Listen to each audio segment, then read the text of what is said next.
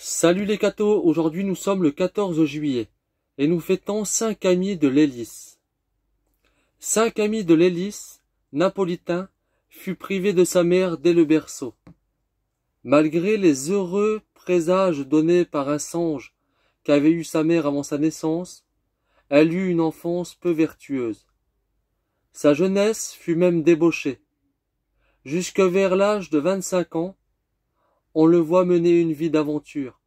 Il se livre au jeu avec frénésie, et un jour en particulier, il joue tout jusqu'à ses vêtements. Sa misère le fait entrer dans un couvent de capucins, où il sert de commissionnaire.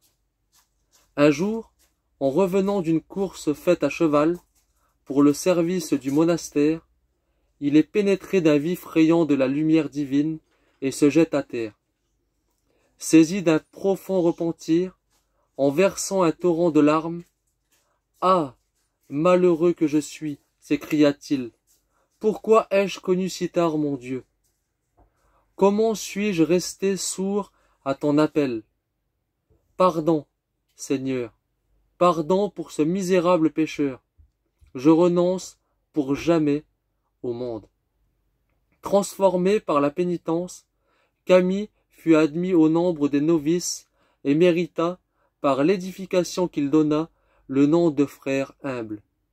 Dieu permit que le frottement de la robe de bure rouvrît une ancienne plaie qu'il avait eue à la jambe, ce qui l'obligea de quitter le couvent des Capucins. Lorsque guéri de son mal, il voulut revenir chez ses religieux.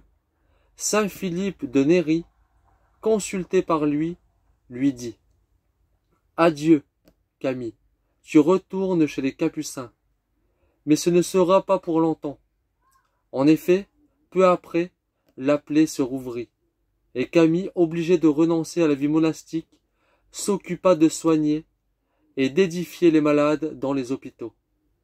C'est en voyant la négligence des employés salariés de cet établissement que sa vocation définitive de fondateur d'un ordre d'infirmiers se révéla en lui.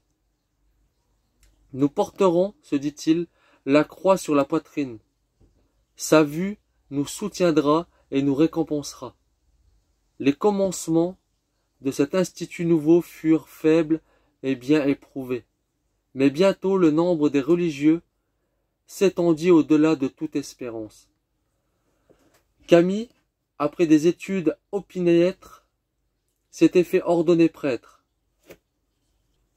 et il était en mesure de soutenir sa tâche.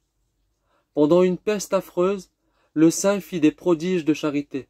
Il allait partout à la recherche de la misère, se dépouillait lui-même et donnait jusqu'aux dernières ressources de son monastère. Dieu bénissait le désintéressement de son serviteur, car des mains généreuses arrivaient toujours à temps pour renouveler les provisions épuisées. Plein de vertus, épuisé de travaux, Camille mourut à Rome, les bras en croix, la prière sur les lèvres. Que Dieu vous bénisse, et à plus les cathos!